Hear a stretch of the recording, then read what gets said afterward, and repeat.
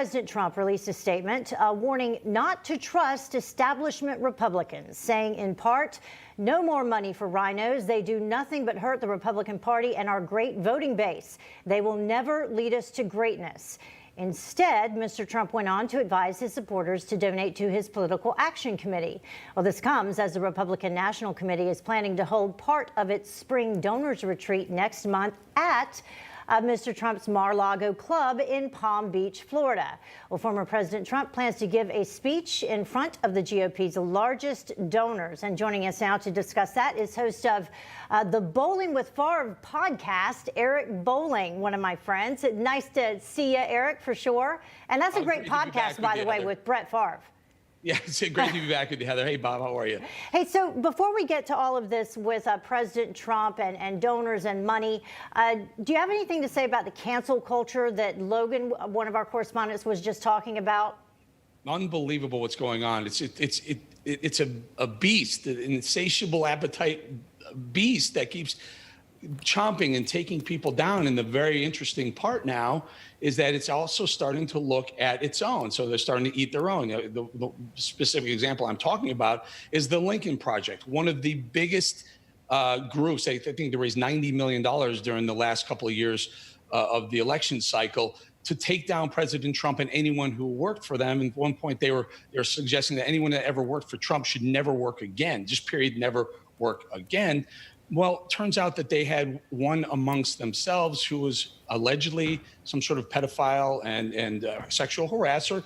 And all of a sudden, now they're being canceled. So the cancel culture beast, I look at it this way, Heather. It's cancel culture mob, and it's a mob mentality on one side of a tug of war, and common sense is on the other. And it keeps going back and forth. Well, right now, the cancel culture has all the momentum, and it's all about momentum in a tug of war. When it starts to go, it's almost impossible to stop until someone falls.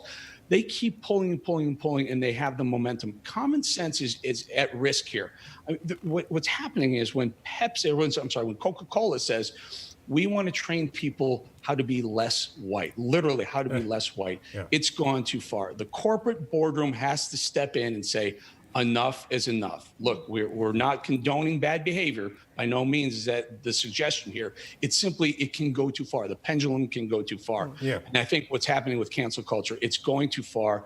And it'll metastasize in the markets and in these corporate coffers and their stock prices. But until it does, and until someone steps up and say, all right, listen, people are bad, they're bad people, get rid of the bad people, but don't cancel everyone associated with someone who's done something wrong. Yeah, they're canceling Pepe Le Pew. Now they've gone too far. Let's talk about what's going on within the Republican Party, because the president talking about he doesn't want to support Rhinos. I think a lot of people understand he's bothered by that. What I wonder, though, is within the Republican Party, you need a certain number of votes. And those so-called Rhinos, they're still coming to the polls, at least they have been, and voting for the Republicans.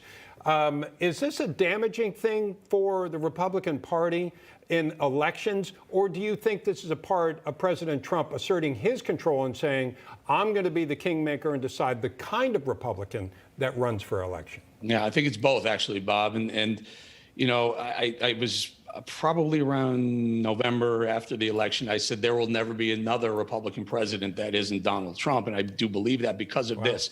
Donald Trump, when he lost the election, he had two ways to go. He could fight. He could also carve out what I would call a kingmaker role that you point out, or a spoiler role. What this is now, if you want to become an elected official on the right, you have to go through Mar-a-Lago. And it was wise for him to do that. Look, it may be that the Republican Party it bifurcated. Absolutely. There's a Trump wing of the Republican Party and the establishment, quote unquote, Rhino wing of the Republican Party. It's as deeply divided as the right versus the left in D.C., but Trump holds that it's almost like a veto. So it doesn't matter if you have a lot of momentum on the right and you're establishment Republican. Liz Cheney, for example, or Mitt Romney, or Lisa Murkowski lately Trump has said, I'm going to go after her seat in Alaska, the Senate seat in Alaska as well. You can't win without Trump's blessing. Yeah. So what Trump has done is said, okay, I have this veto power and it's worth a lot. So he's raising a lot of money. I think at the beginning of 2021, his Save America PAC had $31 million.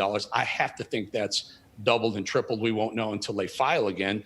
And then their Make America Great Again committee had at one point $250 million. That was towards the end of last year. They did have to give the RNC some of that money. But it's fascinating the amount of money that Trump is going to be able to raise, because there are people who are going to say, I have to get this guy behind me. It's the reality. Unfortunately for the Republicans, it's the reality. The Democrats on the left they're laughing all the way to the state houses and to the Senate. But I do think Trump is smart going after these people that didn't support him I believe the Trump wing of the party will overtake the establishment old school wing of the party. And what will that mean for 2022?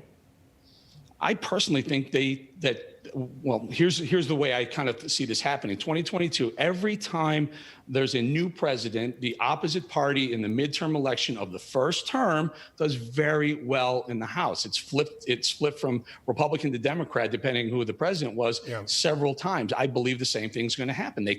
The Republicans gained seats in 2020. They weren't expected to, but they did.